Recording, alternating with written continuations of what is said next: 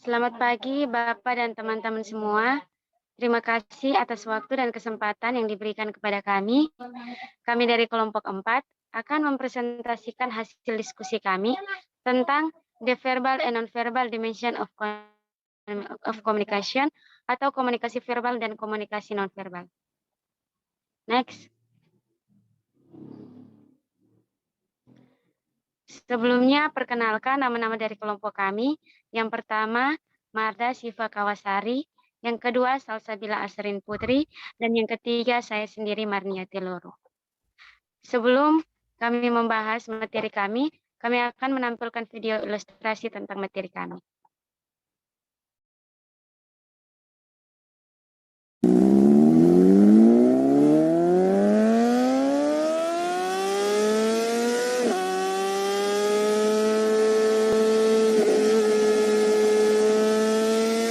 Hei bang, mau kemana nih? Mbak, biasalah, telat ini. Santai aja bang, bawa motornya. Iya, Mbak. Ya udah, lanjut sana bang. Hati-hati di jalan ya. Siap, Mbak. Kasih ya.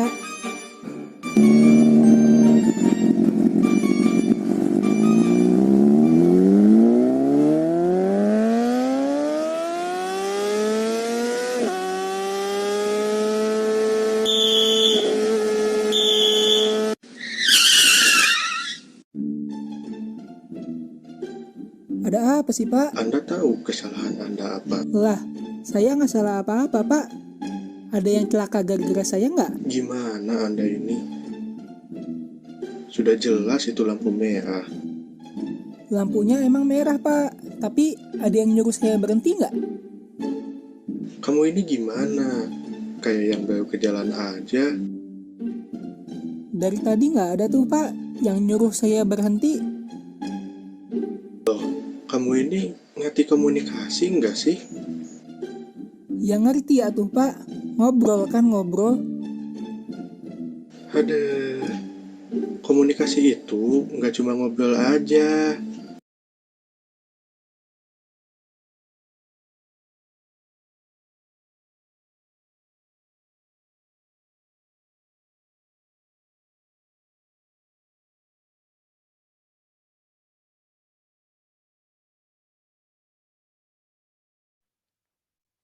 Baik, pembahasan kami pada hari ini yaitu yang pertama tentang komunikasi verbal.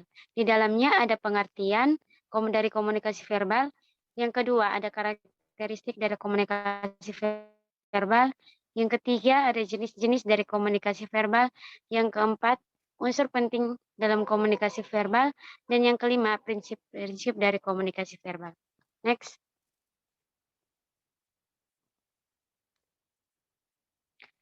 Sebelumnya, apakah teman-teman semua sudah tahu apa itu komunikasi? Sedikit. Oke. Jadi mari kita ketahui apa itu komunikasi. Komunikasi adalah pesan atau informasi yang disampaikan berupa komunikasi verbal atau komunikasi verbal. Istilah komunikasi dalam arti lain, komunikasi adalah transmisi makna dari satu orang kepada orang lain atau banyak orang, baik secara verbal maupun non-verbal. Next.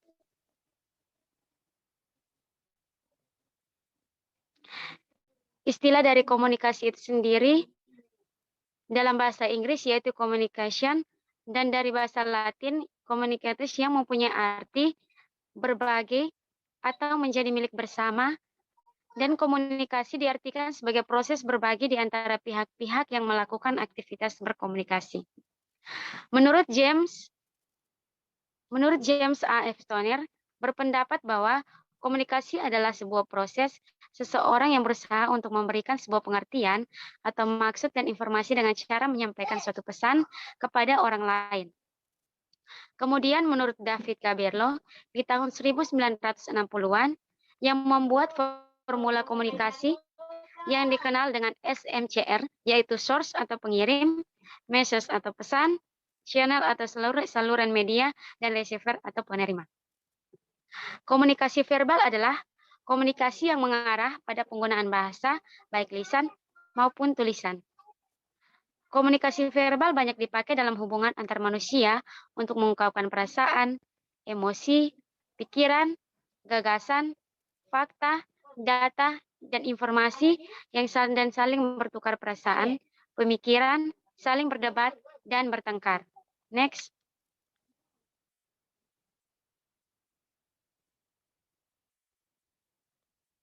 Selanjutnya dalam komunikasi verbal memiliki 6 karakteristik, yaitu yang pertama, ringkas dan jelas dan ringkas, berlangsung sederhana, pendek dan langsung.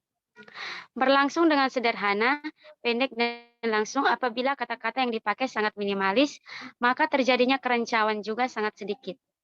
Apabila berbicara secara lambat juga pengucapan yang jelas, maka akan membuat kata tersebut semakin gampang buat dipahami. Yang kedua, perbendaharaan kata, penggunaan kata-kata yang mudah dimengerti oleh seseorang akan meningkatkan keberhasilan komunikasi. Komunikasi lisan ini tidak akan berhasil jika penerima pesan tidak mampu menerjemahkan kata-kata dan pernyataan pengirim pesan. Yang ketiga, konotatif dan denotatif. Makna konotatif merupakan pikiran dan juga perasaan atau gagasan yang terkandung dalam kata.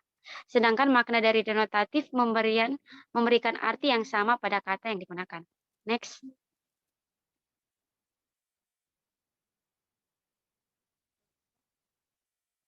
Yang keempat, intonasi seorang komunikator mampu mempengaruhi arti pesan melalui nada suara yang dikirimkan. Seseorang komunikator harus dapat mempengaruhi makna pesan melalui nada suara atau nada bicara yang disampaikan. Misalnya, nada saat sedang emosi juga berperan dalam contoh penggunaan nada saat suara tersebut. Penggunaan nada suara tersebut. Yang kelima, kecepatan berbicara, keberhasilan komunikasi dipengaruhi juga oleh kecepatan dan tempo bicara yang tepat. Kesan dalam menyembunyikan sesuatu dapat muncul ketika terjadi penyimpangan yang cepat dari topik pembicaraan. Yang keenam, humor. Humor juga merupakan salah satu karakter untuk meningkatkan keberhasilan dengan memberikan dukungan emosional kepada lawan bicara. Contohnya adalah tertawa membantu mengurangi ketegangan pendengar sehingga meningkatkan keberhasilan dan memperoleh dukungan. Next.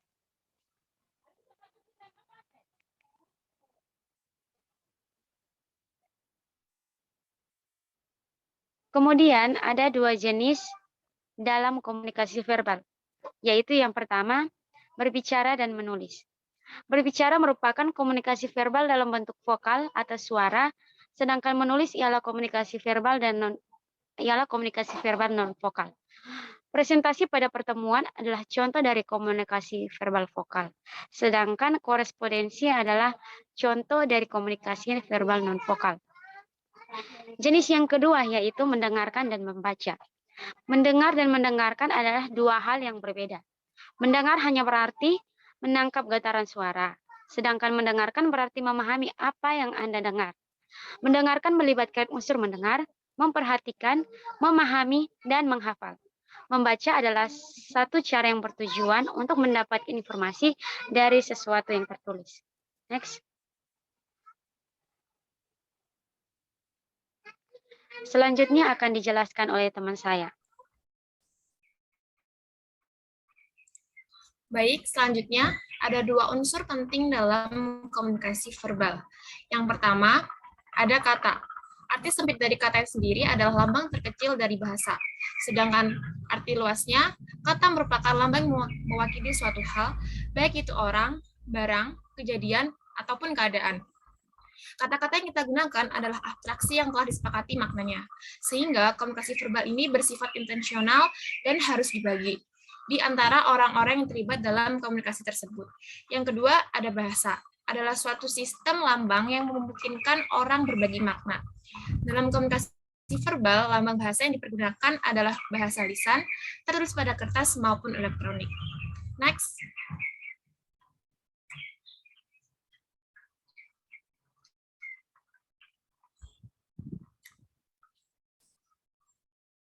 Ada 3 prinsip komunikasi verbal.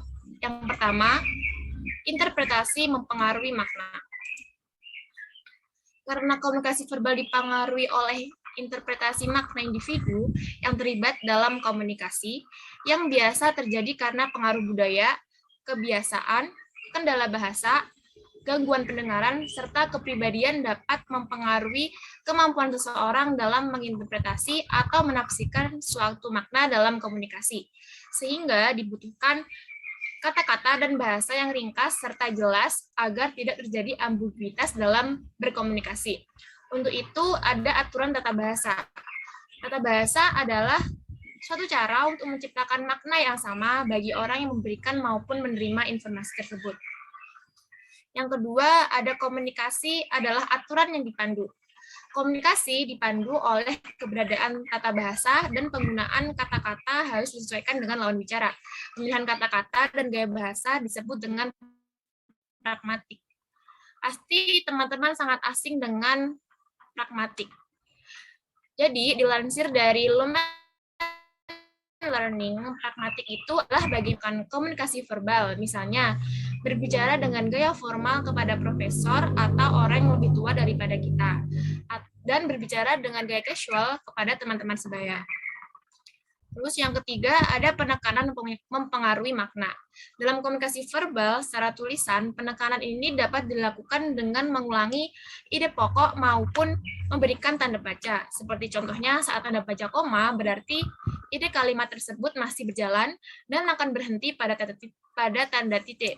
Begitu juga dengan tanda-tanda yang lain, seperti tanda seru, tanda tanya, dan lain-lain. Dalam komunikasi verbal secara lisan, penekanan dapat dilakukan dengan intonasi. Misalnya, saat marah, kalimat diucapkan dengan nada tinggi. Begitu pula saat menekankan dan menegaskan sesuatu hal. Intonasi ini sangat berpengaruh pada penekanan dan juga penyampaian makna dari komunikasi verbal secara lisan. Next.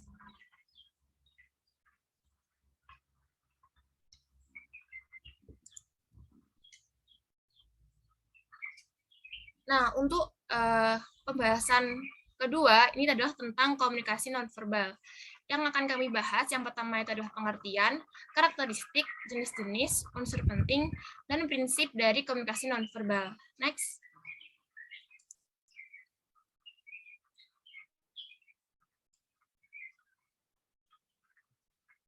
Apa sih itu komunikasi nonverbal? Komunikasi nonverbal pastinya memiliki arti kebalikan dari komunikasi verbal.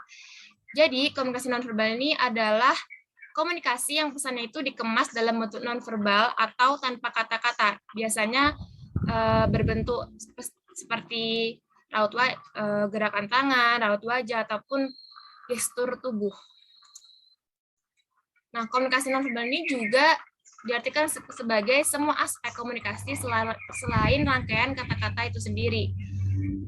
Dalam kehidupan nyata juga, komunikasi ini tuh jauh lebih banyak dipakai daripada komunikasi verbal. Karena dalam berkomunikasi secara otomatis, komunikasi nonverbal itu juga akan ikut terpakai. Contohnya ketika kita hendak mengatakan tidak, pasti kepala akan ikut menggeleng-geleng, karena arti dari gerakan itu adalah tidak. Oleh karena itu, komunikasi nonverbal ini bersifat tetap dan selalu ada. Komunikasi ini juga lebih dikatakan lebih jujur dalam mengungkapkan hal yang akan diungkapkan, karena komunikasi nonverbal terjadi secara spontan atau otomatis.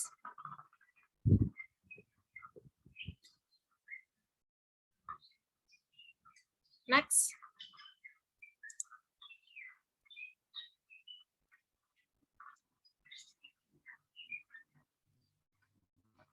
Nah, selanjutnya, komunikasi nonverbal memiliki karakteristik yang bersifat universal. Di antaranya yang pertama komunikatif, yaitu perilaku yang disengaja atau tidak disengaja untuk mengkomunikasikan sesuatu sehingga pesan yang ada bisa diterima secara sadar. Contohnya, seorang mahasiswa yang menunjukkan sifat keaktifannya atau raut wajah yang ceria, itu berarti menunjukkan perasaan yang senang saat mengikuti perkuliahan. Yang kedua, kesamaan perilaku, yaitu kesamaan perilaku nonverbal antara satu orang dengan orang lain secara umum, bisa dengan cara duduk, berdiri, suara, pola bicara, kekerasan suara, dan cara diam. Yang ketiga ada artifaktual, yaitu komunikasi nonverbal bisa juga dalam bentuk artefak seperti cara berpakaian, tata rias wajah, alat tulis, mobil, rumah, perabot rumah, dan cara menatanya. Seperti contoh barang yang dipakai seperti jam tangan. Nah, ini juga menunjukkan bahwa orang itu disiplin akan waktu. Yang keempat, kontekstual, yaitu bahasa nonverbal terjadi dalam suatu konteks, membantu menentukan makna dari setiap perilaku nonverbal. Misalnya, memukul meja saat pidato akan berbeda makna dengan memukul meja saat kita mendengar berita kematian. Terus yang kelima, ada paket, yaitu bahasa nonverbal merupakan sebuah paket dalam satu kesatuan. Paket nonverbal ini jika semua bagian tubuh bekerja sama untuk mengkomunikasikan makna tertentu.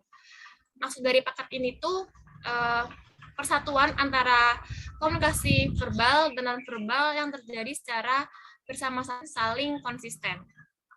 Contohnya, saat kita marah, secara verbal disertai tubuh dan wajah mendegang, dahi berkerut. Hal ini tuh cukup dianggap wajar, tapi hal yang tidak dianggap wajar jikalau saya senang berjumpa dengan Anda dalam bahasa verbal, tapi dalam bahasa nonverbal, kontak mata itu melihat ke orang lain, sehingga komunikasi ini dikatakan tidak satu paket. Yang keenam, dapat dipercaya. Pada umumnya, kita cepat percaya perilaku nonverbal. Verbal dan nonverbal ini haruslah konsisten. Ketidakkonsisten ini akan tampak pada bahasa nonverbal yang akan mudah diketahui oleh orang lain. Misalnya, seorang pembohong akan banyak melakukan gerakan-gerakan tidak disadari saat ia berbicara. Yang ketujuh, dikendalikan oleh aturan. Sejak kecil, kita itu belajar tentang kaidah-kaidah kepatuhan melalui pengamatan perilaku orang dewasa. Selain itu juga, kita sejak kecil pun juga sudah mulai menaati dan mempelajari aturan-aturan yang berlaku di diri kita sendiri, keluarga, sekolah, maupun di masyarakat. Nah, ini contohnya seperti kita mempelajari penyampaian simpati kepada orang lain, kapan dan di mana, atau menyentuh apa yang boleh dan apa yang tidak boleh. Next.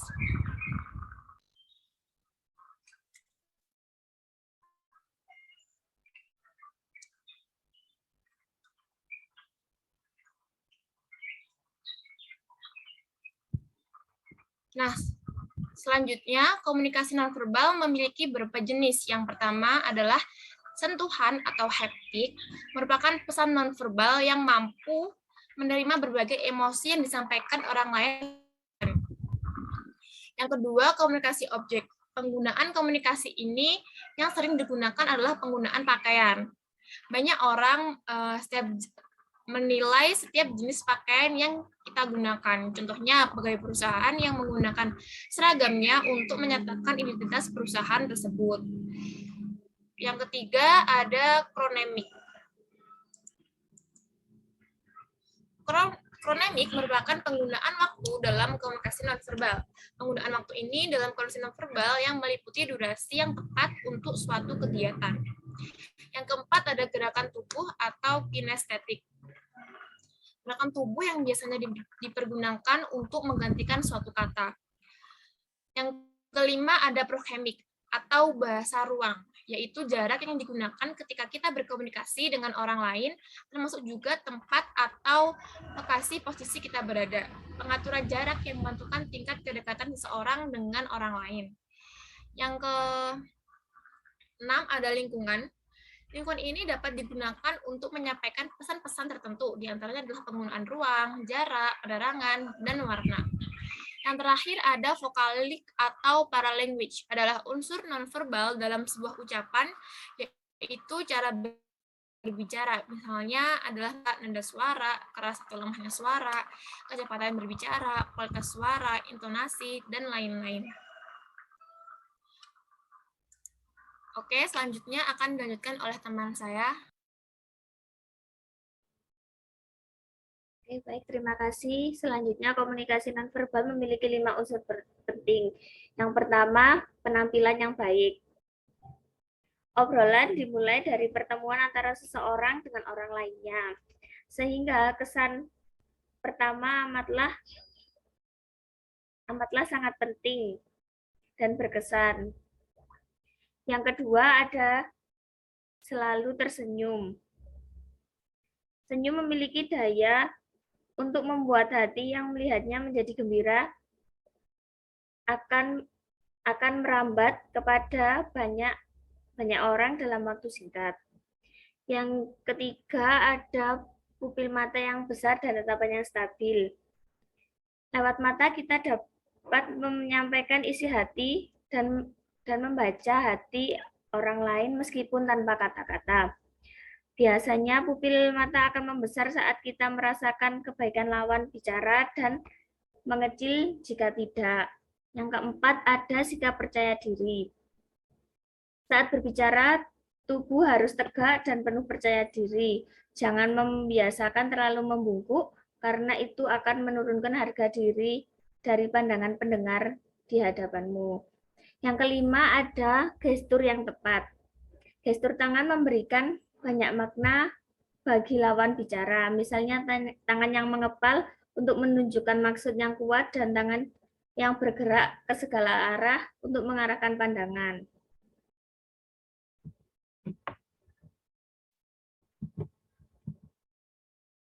Prinsip komunikasi nonverbal menurut Dale Gallagher. Yang pertama, komunikasi nonverbal sangat menentukan makna dalam komunikasi interpersonal atau komunikasi antar pribadi. Yang kedua, komunikasi nonverbal lebih efektif dalam menyampaikan perasaan dan emosi dibandingkan dengan komunikasi verbal. Yang ketiga, komunikasi nonverbal lebih efektif dalam menyampaikan makna dan maksud yang relatif bebas dari penipuan, distorsi, dan kerancuan. Yang keempat, komunikasi nonverbal lebih efisien dibandingkan dengan komunikasi verbal. Yang kelima, komunikasi nonverbal merupakan sarana sugesti yang paling tepat. Yang keenam, komunikasi nonverbal bersifat metakomunikatif yang sangat diperlukan dalam rangka mencapai komunikasi yang berkualitas tinggi.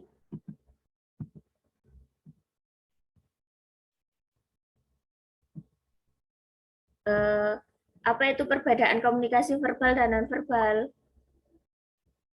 Menurut Donstadt ada 3 perbedaan utama antara komunikasi verbal dan nonverbal, yaitu yang pertama kesenjangan.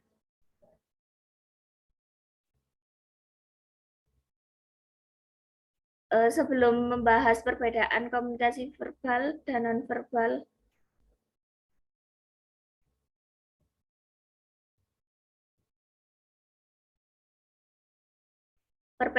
perbedaan ketiga, komunikasi verbal tidak mencolok, sedangkan komunikasi nonverbal menjadi terus-menerus. Karena komunikasi nonverbal itu berupa tulisan. Ada 3 perbedaan utama antara komunikasi verbal dan nonverbal. Yang pertama, kesenjangan. Perbedaan utama antara komunikasi verbal dan nonverbal adalah persepsi atau niat. Yang kedua ada perbedaan simbolik. Niat dapat dipahami karena beberapa dampak simbolik dari komunikasi. Yang ketiga ada mekanisme pemrosesan. Satu perbedaan utama dalam pemrosesan adalah dalam tipe informasi pada setiap belahan otak. Belahan otak kiri adalah tipe informasi yang lebih tidak berkesinambungan dan berubah-ubah, sedangkan otak sebelah kanan tipe informasinya lebih berkesinambungan dan alami.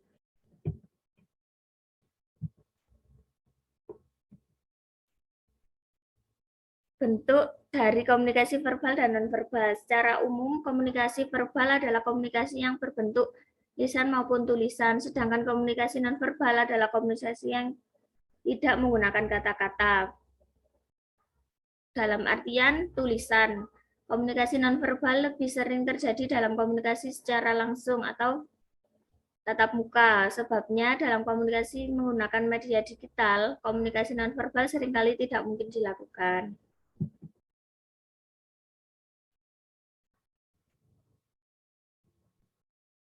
Berikut ada 2 kuis yang akan disampaikan oleh teman saya. Nah, selanjutnya ini adalah sesi kuis nih, teman-teman. Kami dari kelompok 4 mempersembahkan 2 pertanyaan untuk teman-teman jawab. Nah, yang bisa jawab bisa raise hand atau on mic ya. Dan untuk yang jawabannya tepat akan mendapatkan hadiah dari kami. Jadi, setelah presentasi selesai, silahkan chat salah satu anggota kelompok kami melalui alamat email atau Instagram yang sudah tertulis di slide kedua atau Instagram yang ada di bawah 2 pertanyaan ini. Oke, bisa raise hand atau on mic mungkin.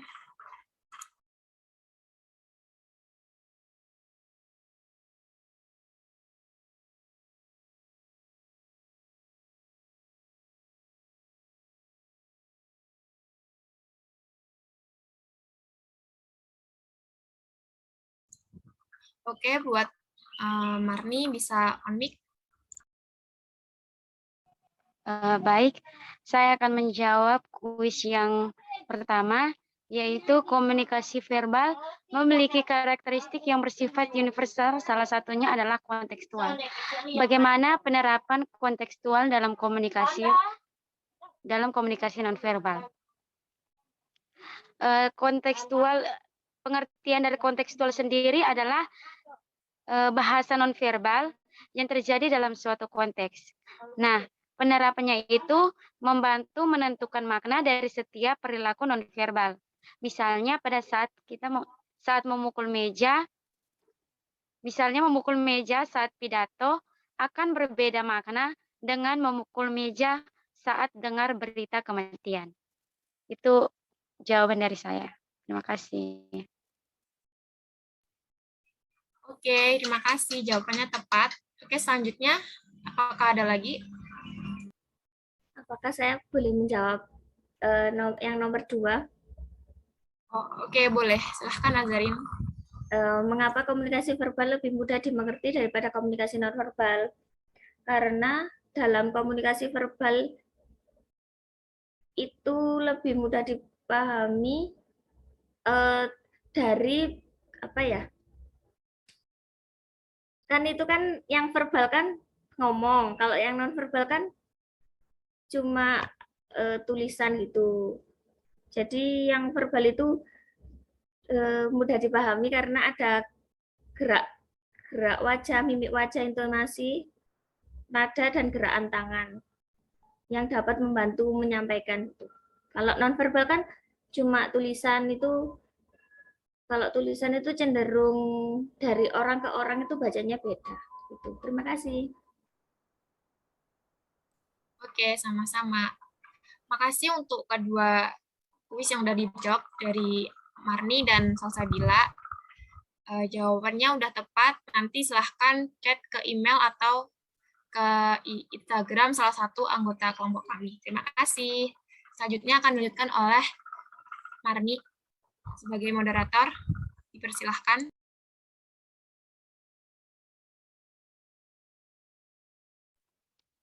Baik, dari hasil diskusi kami yang dapat kami simpulkan bahwa dengan adanya komunikasi verbal yang meliputi bahasa, berbicara, dan media yang sebagai sarana untuk saling bertukar pikiran, dan adanya komunikasi nonverbal menggunakan sentuhan atau bahasa tubuh, misalnya dengan menggunakan ekspresi wajah dan sebagainya.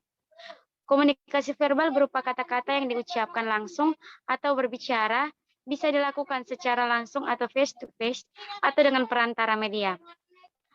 Sedangkan komunikasi verbal dan komunikasi nonverbal mempunyai perbedaan yang mendasar.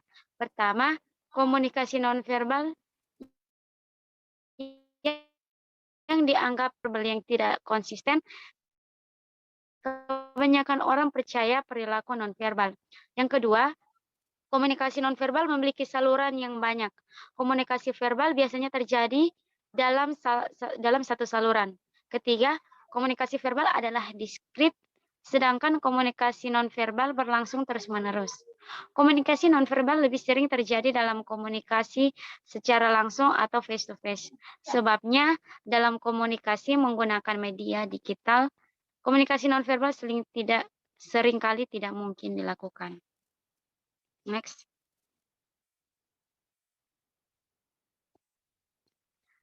Moto dari kelompok kami yaitu berusaha untuk tidak menjadi manusia yang berhasil, tetapi berusaha menjadi manusia yang berguna. Next. Sekian dari presentasi dari kelompok kami. Jika ada pertanyaan yang ingin disampaikan, boleh resen atau bisa lewat room chat.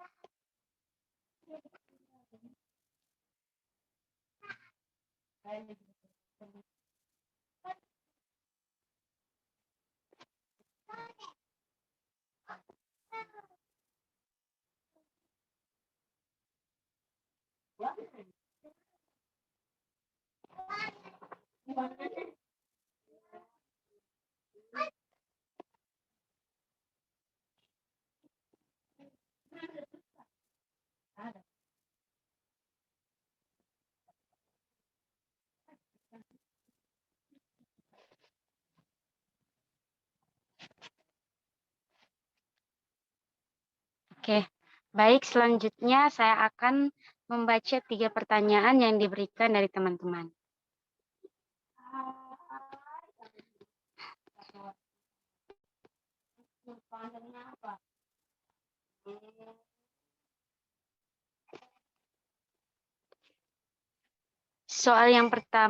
Pertanyaan yang pertama dari Herdatara Syafa dari kelompok 8. Pertanyaannya, dalam suatu organisasi, jika dari komunikasi verbal atau nonverbal ada salah satu yang tidak dikuasai, apakah akan menghambat organisasi tersebut? Selanjutnya, pertanyaan yang kedua dari Setia Novanto dari kelompok 2. Adakah acuan seperti rumus dalam memperhitungkan kombinasi antara komunikasi verbal dan komunikasi nonverbal efektif? Mana yang lebih efektif dalam menyampaikan pesan, antara komunikasi verbal yang lebih besar atau nonverbal, atau keseimbangan antara keduanya?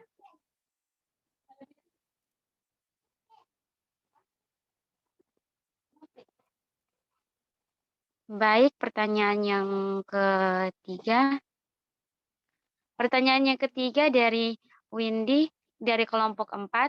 Jika dalam komunikasi verbal maupun nonverbal terjadi kendala, lalu bagaimana solusi untuk mengatasi kendala tersebut? Pada hakikatnya, komunikasi verbal dan komunikasi nonverbal sangat terkait dan melengkapi. Oleh karena itu, jika komunikasi verbal ada kendala, maka cara mengatasinya menggunakan komunikasi nonverbal. Contohnya, jika kita hendak mengekspresikan,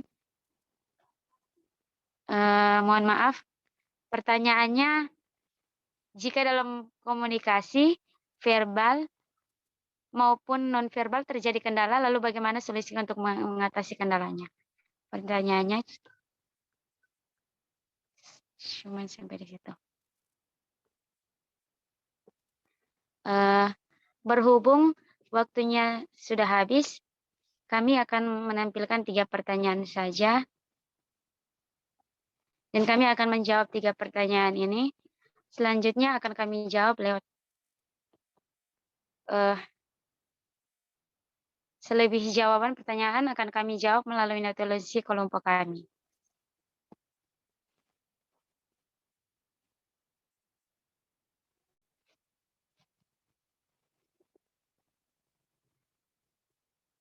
Baik, untuk pertanyaan yang pertama akan dijawab oleh teman saya, Marda.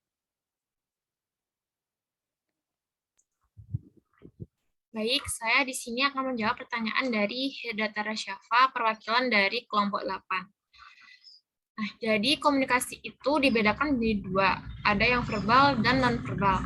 Nah, jika salah satu ada yang tidak dikuasai, sebenarnya tidak menggambar sebuah organisasi.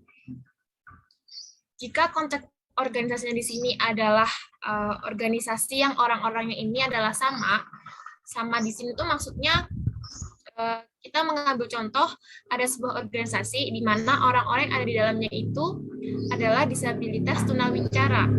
Nah, otomatis mereka ini akan melakukan komunikasi dengan gaya bentuk nonverbal saja, menggunakan bahasa isyarat dengan tangan. Nah, maka orang-orang yang ada di dalam organisasi tersebut hanya akan menggunakan komunikasi nonverbal dan itu tidak menjadi masalah selama mereka saling mengerti dan dapat bertukar informasi.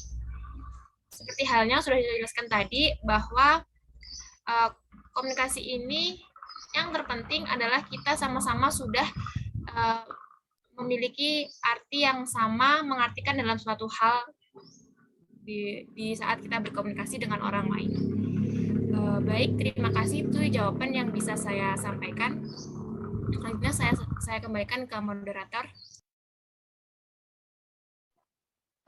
Baik, pertanyaan yang kedua akan dijawab oleh teman saya, Asrin. Baik, saya akan menjawab pertanyaan dari Windy, perwakilan dari kelompok 3. Jika dalam komunikasi verbal maupun non-verbal terjadi kendala, lalu bagaimana solusi untuk mengatasi kendala tersebut? Pada hakikatnya, komunikasi verbal dan non-verbal sangat terkait dan melengkapi. Oleh karena itu, jika komunikasi verbal ada kendala, maka cara mengatasinya menggunakan komunikasi non-verbal. Contohnya, jika kita hendak mengekspresikan cita rasa sebuah masakan, akan tetapi cita rasa sebuah masakan tersebut tidak enak, maka kita akan menggunakan mimik wajah kita sebagai pengganti komunikasi verbal tersebut. Maka dari itu, di PPT sudah sedikit disinggung bahwa komunikasi nonverbal itu komunikasi yang jujur. Pertanyaan saya kembalikan kepada Marni. Baik, terima kasih, Serin. Pertanyaan yang ketiga akan saya jawab, yaitu adakah acuan seperti rumus dalam memperhitungkan kombinasi antara komunikasi verbal dan nonverbal efektif, mana yang lebih efektif dalam menyampaikan pesan antara komunikasi verbal yang lebih besar atau nonverbal, atau keseimbangan antara keduanya. Untuk rumus pattern tentang komunikasi itu sendiri tidak ada. Namun komunikasi efektif mengandung 7 ciri berikut ini. Yang pertama, completeness, lengkap.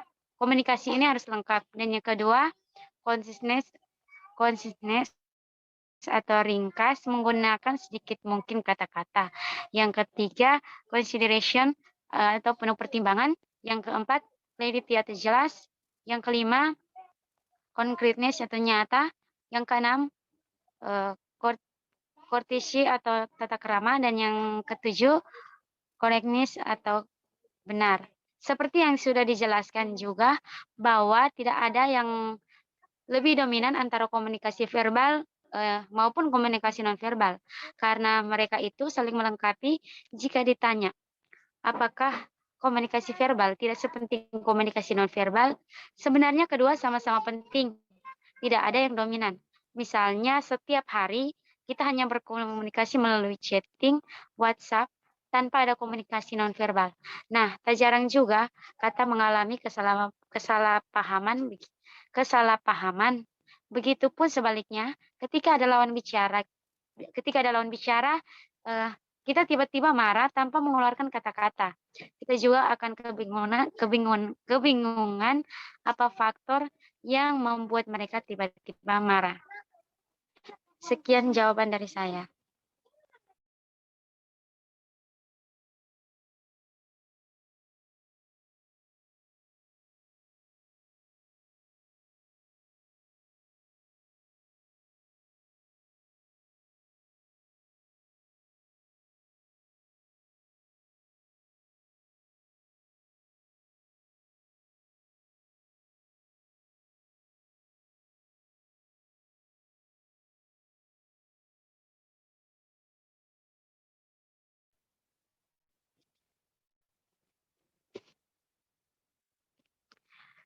Baik, demikian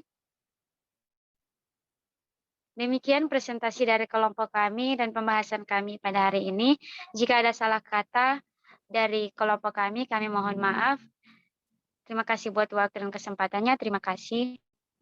Sekali lagi, terima kasih. Saya kembalikan kepada Bapak.